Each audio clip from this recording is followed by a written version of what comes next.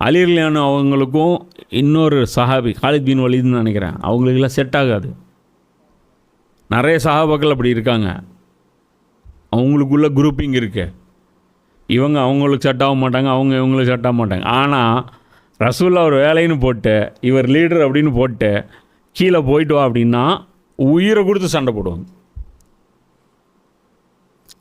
இவங்க அதே நம்மளாக இருந்தால் என்ன நினைப்போம், இந்த போன இந்த வேலை ஊற்றிக்கணும், ஊற்றினா என்ன ஆகும், அடுத்த வாட்டி வர அமீராக போட மாட்டாங்க, அடுத்த வாட்டி நாம் அமீராக போகிறதுக்கு வாய்ப்புகள் இருக்குது. அதனால் என்ன பண்ணுவோம், ஓரமாக இருப்போம். என்ன பண்ணுறது, நீ சரியாக நிறுத்தலை, ஃபீல்டிங் அதான் பிடிக்காத கேப்டன் தூக்கி போட்டால் ஃபீல்டிங் போய் அவுட்டரில் போன என்ன பண்ணுவோம், அவன் வெயில் வெளிச்சங்க பால் கண்ணுக்கு தெரியல போயிடுச்சு, நாமக்கே அவஸ்தை வேலை செய்வோம். அதெல்லாம் இருக்க மாட்டாங்க. அல்லாஹ் இது சொல்கிறான், கடைசி அல்லாஹ் சொல்கிறான், இது அல்லாஹ்வின் அருளாகும்.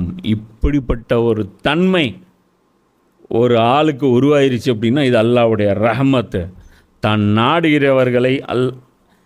நாடுகிறவர்களுக்கு இதனை அவன் அருளுகின்றான். மேலும் அல்லாஹ் பரந்த வளங்களின் உரிமையாளனாகவும் அனைத்தையும் அறிந்தவனாக இருக்கின்றான். அப்போ இந்த இன்னும் 2 வசனங்கள் அதில் இருக்குது. இன்ஷால்லா அந்த வசனங்கள் நம்ம நாளை பார்ப்போம். அப்போ புரிஞ்சிங்க, அல்லாஹ்வுடைய நேசம் அப்படின்னா அல்லாஹ்வுடைய நேசம் சாதாரண விஷயம் இல்லை. உதாரணத்துக்கு நான் சொல்கிறேன்,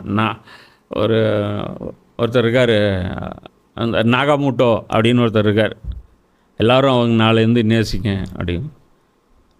யாரான் அவன் நாகாமூட்டோ, பேரே தெரியாது, எந்த ஊருக்காரன் அவன், யார், எதுக்கு அவனை நேசிக்கணும்? அப்போ அல்லாஹ்வுடைய நேசம் எப்படி வரும் அப்படின்னா, எப்போ வரும் அப்படின்னா குர்ஆனை படித்தா அல்லாஹ்வுடைய நேசம் வரும். ஏன் அப்படின்னா அல்லாஹ்வை பற்றி உனக்கு எவ்வளோ இன்ஃபர்மேஷன் கிடைக்குதோ அவ்வளோ தூரம் அல்லாஹ்வை நீ நேசிக்க ஆரம்பி. டீட்டெயிலே தெரியாத ஒருத்தனை பற்றி எப்படி நான் நேசிக்க முடியும்?